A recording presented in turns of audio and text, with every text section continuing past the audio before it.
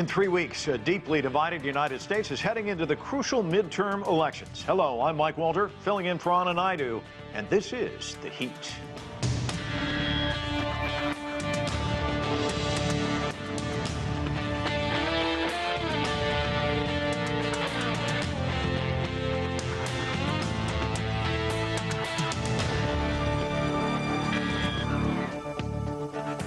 Democrats and Republicans will face off on November 8th for what many are calling the most important election in the U.S. At stake are both chambers of Congress, with all 435 seats in the House of Representatives and 34 in the Senate up for grabs. Right now, the Democratic Party controls both houses, but polls indicate the Republicans could make major gains. What will that mean for President Joe Biden's legislative agenda? Well, we have a lot to cover, and let's get right to it. Joining us from Maryland, Joel Rubin is a former U.S. Deputy Assistant Secretary of State. Here in Washington, D.C. is Melik Abdul. He is a Republican strategist. Also in Washington, Douglas Sloan is the principal and senior political analyst at the National Capital Strategy Group. And in Florida is Eric Bolling. He is the host of Eric Bolling, The Balance on Newsmax. I want to welcome all of you to the show. Joel, let me start with you. 435 seats in the House up for grabs. 34 of the 100 Senate seats also on the ballot. What's at stake?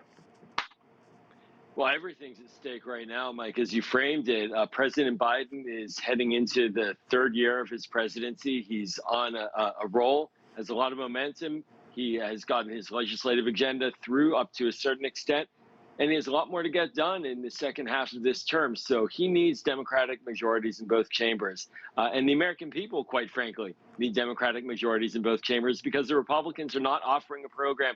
They're offering a complaint. They're offering a look back to the 2020 election and talking about election stealing and other fake news. So this is about the future of American democracy, the future of a successful country, and that means that the Democratic Party needs to have control in Congress in order to ensure that all of our country is moving forward. Malik, a new Times Siena poll out shows Republicans with a narrow lead in generic head-to-head matchups. But we've seen these gyrations in these polls. What do you make of the volatility and kind of the fluctuations as they kind of gyrate all over the place? Yeah, I think this is really what happens when we're dealing with election cycles. There are ebbs and flows, ebbs and flows for sure. Right now, the Republicans are actually looking good. From a historical perspective, the party not in power often gains seats. I think the average may be around 25. But Republicans, I believe at this point, only need 4 additional seats. And with Corey Mills, my friend Corey Mills down in Florida, that is a for certain seat that he will flip, so that may mean that we will only need 3 additional seats. We're going to get that in the House. The question is what happens in the Senate. I think there are a few battleground states. There are people who are looking much better now. Jim Vance in Ohio is up. Herschel Walker had for someone who debate performance was really expected to be, the bar was set so low, Herschel Walker actually crossed the bar. So it's a little iffy when it comes to the Senate, but as far as the House is concerned, Republicans will definitely get the House. And to your question of what's at stake, the control of Congress is what's at stake. And Republicans do seem poised to take back the House. So, Douglas, the Democrats have control of both houses, and as Malik just pointed out, it's very, very close. Right now, Democrats hold about 220 seats. In the Senate, it's even closer. It's basically 48 Senate Democrats, 2 independents, and 50 Republicans. So that's a very tough spot right there for the Democrats. The narratives have changed, though, as you know, during this election cycle. At first, everyone was kind of saying it was going to be a red wave, maybe a red tsunami.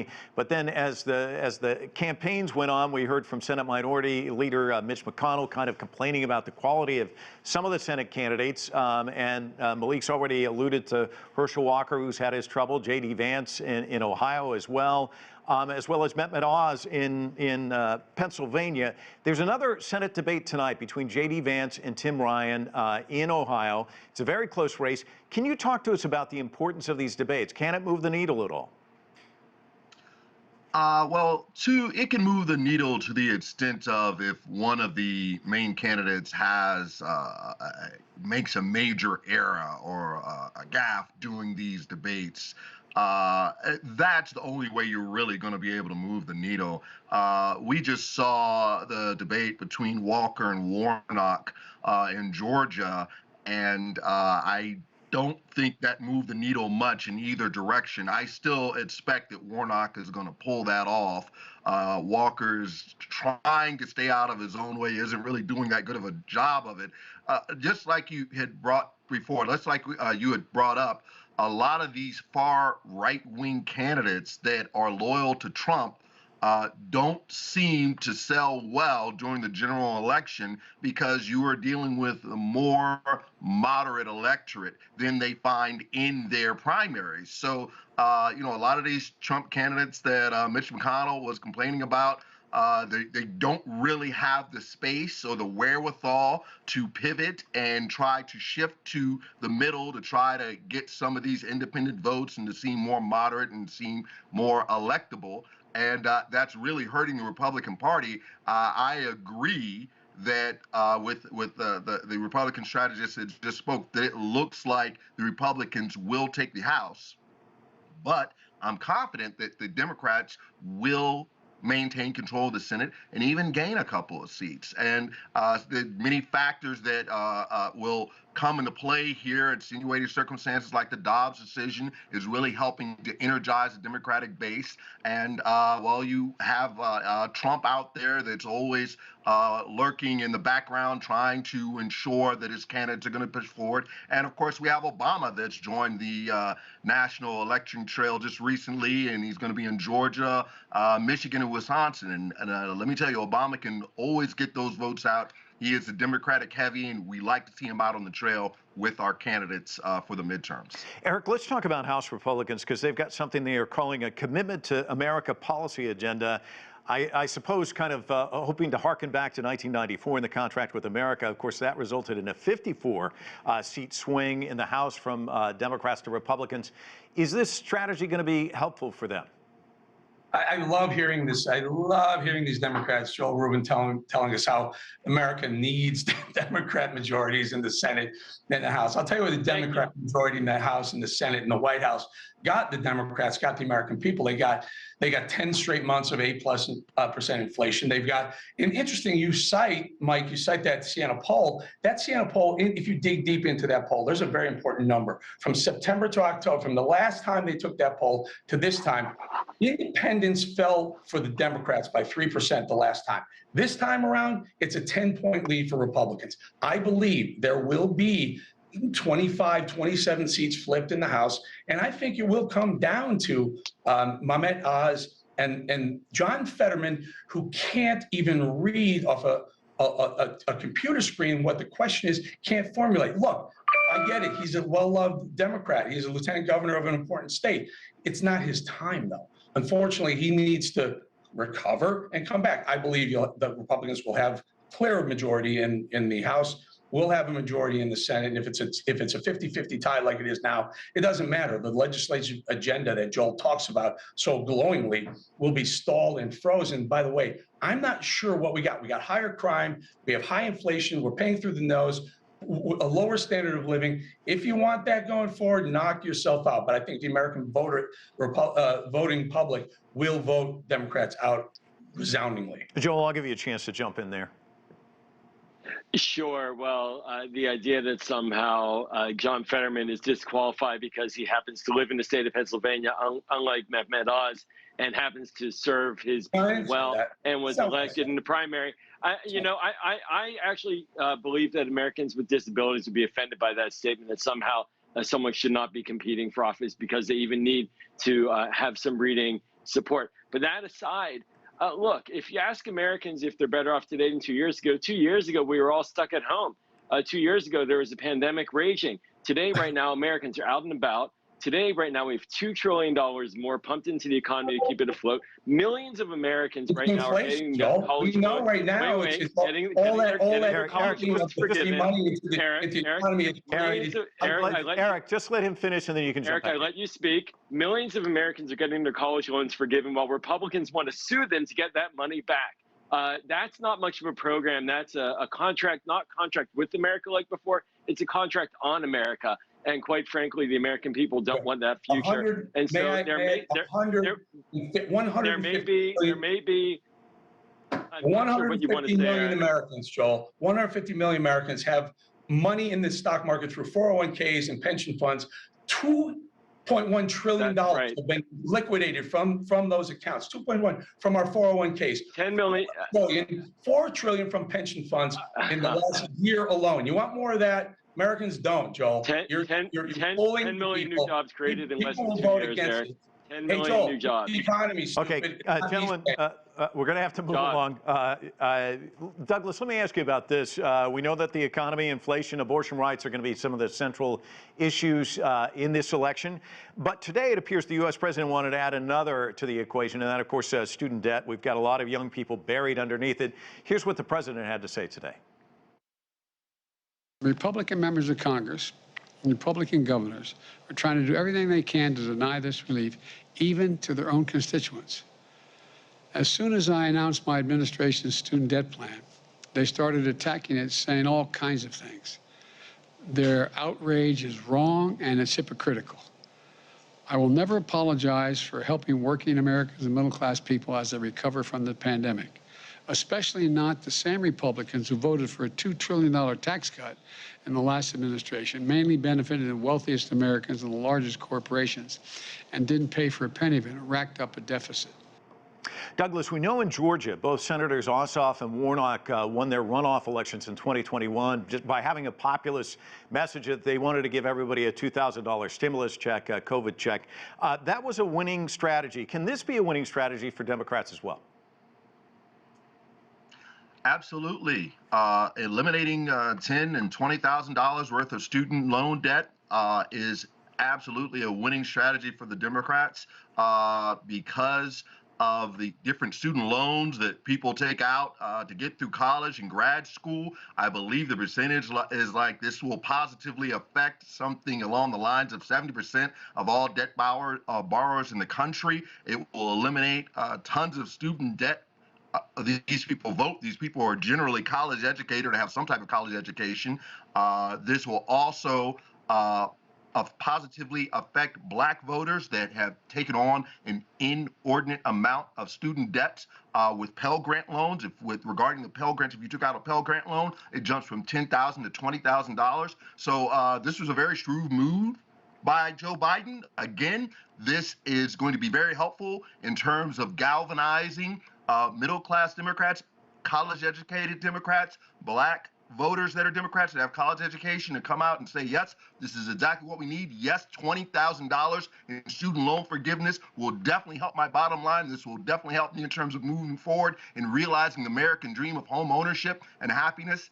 This is a fantastic move, and this is one of those extenuated circumstances that was engineered by Joe Biden that will help galvanize our base, help galvanize the Democratic base and get us out to the polls in November. Malik, let's talk about some of these marquee races. We've kind of touched on them a bit. Of course, Senator Raphael Warnock debating football legend Herschel Walker recently in that Senate race in Georgia. But another important race in Georgia is the gubernatorial race, and Brian Kemp and Stacey Abrams are debating tonight. Talk to us about these two marquee matchups in one state, the state of Georgia.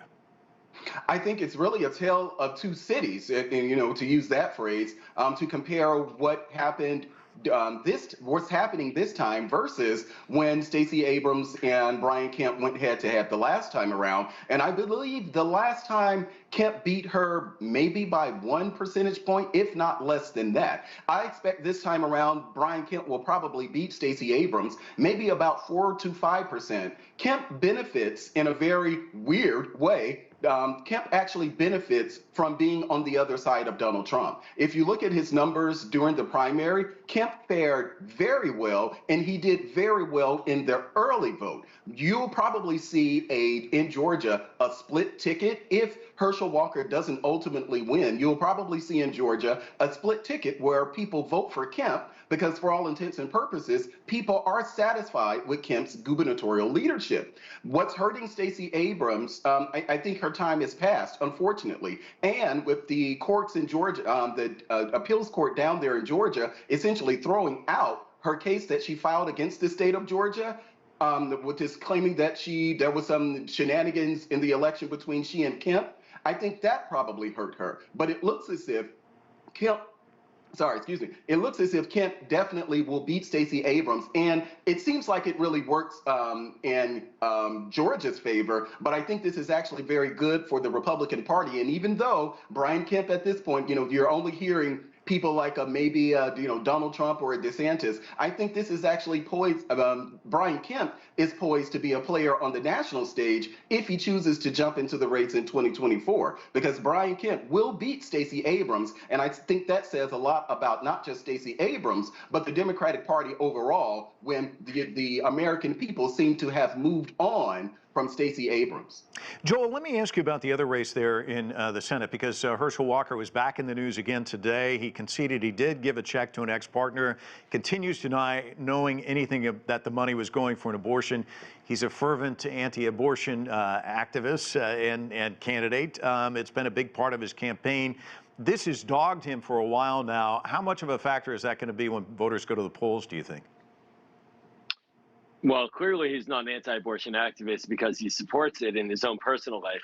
And I think this is a bigger problem for the Republican Party overall, and certainly in this race, which is that Republicans essentially want to tell women what to do with their own bodies and what they want to do about their own health care. That's the facts. That's the Supreme Court they've put in, and that's the kind of Supreme Court they'll vote for if they get individuals like Herschel Walker into the Senate. Do as I say, not as I do. This kind of attitude, it's a real turnoff to voters overall, certainly to women voters, and to moderate independents who actually want to believe that they control their own bodies. Having someone go in the Senate with this kind of record really is offensive. So it's a big deal. It's a big vote. Every Senate vote counts. It will make a huge impact on the judiciary picks in the last 2 years of Biden's first term. And I think that people are wise to this kind of shenanigans and lying that he's engaged in. Eric, let's get back to this key race in Pennsylvania, because you brought it up. The lieutenant governor there, kind of a larger-than-life figure. He's 6'8". You mentioned he did have a stroke. He's recovering from that. Mehmet Oz, of course, had a very popular TV show for some time. These two locked in a rather bitter campaign, but the money being raised in this race, I think, is emblematic of what we're seeing across the country. Fetterman raised $22 million in the third quarter. Oz, a little over $17 million. That's just in one quarter. Can you talk to us about the amount of money that's being spent in these campaigns? Seems rather insane. Is there anything that can be done about it or should be done about it? Well, I think Herschel Walker and Warnock's campaigns are going to dwarf that. And by the way, I agree on so many things.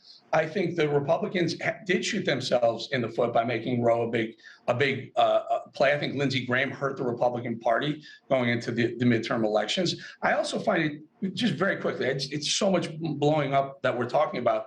Doug Sloan saying that this somehow paying off wealthy people, lawyers and doctors, tuition is good for the people, the construction workers and the pipe fitters who didn't go to college. That's insanity. Talk about minorities benefiting from this. Absolutely BS. I would call BS on that. And let me just further with Joel. It's somehow disturbing that I point out that John Fetterman can barely understand a conversation, yet we want to send him to the Senate. But that's not true. As they are. However, you look down and point a finger at Herschel Walker for whatever reasons. I agree. I think Herschel Walker was an error. It was a mistake to put him up as a Senate candidate. He wasn't ready for it. He should have tried something else. Tried a House seat first. So Walker understands what he's doing. But at least, Joel, I can admit when my party does things that are wrong, unlike you, who thinks the Democrats have done everything perfectly and still getting slaughtered in the midterm elections. Well, Douglas, I want to give you a chance to respond to what he just said. Yeah, I mean, it's common knowledge that Black people are the principal recipients of Pell Grants, and being a recipient of the Pell Grant means that you get more money forgiven under Joe Biden's student loan program. So we're talking about Black people that went to college that have taken on an important amount of the debt from student loans that are now getting it forgiven. So that is not nothing. What about those who didn't, Doug? What about the many Black people out there? And you keep talking about multimillionaires. I mean, I just don't know what you're talking about when you say that. Most of these people that have been recipients of student loans. Where does the money come from, Doug? Where does the money come from? Eric, let Doug finish his point, and then you can jump in. Eric, just hold on for just a minute and let Doug finish his point, please. Exactly. You have to take that into account. This helped so many people that were struggling under crushing student loan debt. And you say the millionaires, that's simply not the case. I mean, it all is relative. Sure, maybe they're a millionaire if they're in West Virginia with that salary, but I can tell you right now, living in Washington, D.C., or living in any major city on the East Coast, the type of money that you're talking about does not make you a millionaire. Where did the money come from? Someone had to come up with a tax dollar. Do you not understand how it works, Doug? That you have to, the money that you want to give away has to come from somewhere, and that comes from hard-working Americans who 70% of them didn't go to college. But Eric, to your point, though, how basic economics works, do you not understand that when we're able to give middle-class people more money to work with and put back into the economy, that is the time. Money okay, gentlemen, we're going to have to push on to some other subjects because we got some more areas to cover. Joel, former President Donald Trump back in the news again today. Here's the headline from the Washington Post. Trump says Jewish people who vote for Democrats are showing great disloyalty or lack of knowledge. I'm sure Republicans would like to focus on some of the things that Eric's been talking about, but Trump remains this wild card, keeps injecting himself into this race even though he's not running. Is he hurting or helping Republicans, or is he even a factor? And I want to also get your thoughts on what he had to say about Jewish voters. Well, being a Jewish voter, I got to say I'm offended by the anti-Semitic nature of his statement, but it's not the first one. He has a track record of engaging in anti-Semitism to rally his base. It's the red meat he thinks will get his people elected, and that's a frightening statement to have an American president or former president using hate to mobilize voters. But that's where we are right now in our politics. I don't think the American people want that. I don't think the American people want to have people sitting in the Oval Office who pick on minorities, religious groups, people of diverse backgrounds just because they're different from that man. And I think that's the kind of hate that people rejected when he lost for a second time the popular vote, and he clearly lost in 2020. Americans reject that. Let him be out there. It only helps Democrats rally, and it only depresses support for the Republican brand. Malik, obviously Republicans would like to focus on these pocketbook issues that Eric's mentioned. Is Trump distracting that focus? I think that Trump, yes, many times Trump is distracting, but I don't think that he's much of a factor as far as people deciding which candidate to vote for in this particular race. That did matter in 2020. How Trump personally comported himself did matter when he was a candidate in the race, but that's not the case. That's not what we're seeing now. There are many things that Donald Trump says that we can disagree with, but when it comes to Joe Biden, I mean, it's kind of, as someone, and I definitely understand my colleague there would be offended by a statement that Donald Trump made, but there's a president in the White House right now who said that I can't be black and vote Republican and for Donald Trump. So there's enough of this type of stuff going around. Even Joe Biden himself, who said that the Republican wanted to put me and people who look like me back in chains. Yes, so people say offensive things that offend different groups. It just depends on where you are. And I wanted to make a point about the student loan conversation. Black people have about an average of $53,000 in student loan debt. This is not an issue that ranks high on our list of concerns, because at the end of the day, black people are concerned about the same thing that white people, Asian people, Hispanic people are concerned about. Kitchen table issues, the things that actually matter, whether or not we have the jobs, whether or not we have, safe communities, whether or not we'll be able to get that mortgage and things like that. The conversation around, what we're talking about with the student loan debt, which by all intents and purposes, there is a constitutional question whether or not it's even legal. Probably the Supreme Court will rule against the Biden administration in this, which is why they had to actually do an executive order for this, because Biden himself, early on when they were pushing with Elizabeth Warren and many others, were pushing Joe Biden to actually implement this, a much larger number. The Biden administration questioned whether or not they could do this. So this is why he did it from an executive order. But I don't want to just speak for all black people, but I can talk about what the numbers say. And the numbers say that a $10,000 student loan cancellation that may or may not happen doesn't necessarily put the dent into the average $53,000 student loan debt that Black people have. And keep in mind, we are about 13% of the population, and maybe 1% of us actually have undergraduate degrees. Douglas, so I push back a bit on this notion that somehow Douglas, let me ask you about an issue where we do see voters kind of agreeing, and that's their concern about misinformation and disinformation when it comes to the midterms. Is there anything that can be done about that? Regarding voters disagreeing on... No, the fact that so many voters are concerned about misinformation and disinformation leading into these midterms. There's so much of it out there on social media. Yeah, you have to be really careful what your news sources are and where you're getting your news from. Obviously, this is a very reputable news source. We all agree, CGTN. I believe that people should be going online and following them on Twitter and looking it up on YouTube. But you really have to be careful about your news sources. Where are you getting your news from? Are these reputable sources? When they come out with a story, or if they're coming out with a particular opinion, is it backed up by references? Are you able to do research on this? Misinformation, rather disinformation in the American politic, as we saw in 2016, can be horrendous and negatively outcome, and at least in our regard, the outcome of an election, whether it be presidential, national elections, or Senate, or all the way down to mayor, rather governor and Congress. So yeah, disinformation is critical. You have to do, I don't want to say you have to do your own research, because that's cliche and definitely going in the wrong direction, but you definitely have to listen to reputable news sources. Eric, let me ask you about Republicans. You get the sense that they're going to do very well in November. What does that mean to the Biden agenda moving forward? It's done. Whatever it was, it's done. But look, there's a simple solution to it all, and they refuse to do it. And we can bring prices down. We can get off foreign oil, our dependence on foreign oil, and there's zero energy policy in the Biden administration. Zero. It's none. It's hope the prices come down. It's not working. Transitory. It was transitory for months. It's not transitory. It won't come down until we become self-sufficient. Joel, very quickly, hats off to you, my friend, my Jewish voting friend. I married a Jewish wife. Thank you, sir. She found nothing wrong with Donald Trump. You should be offended too.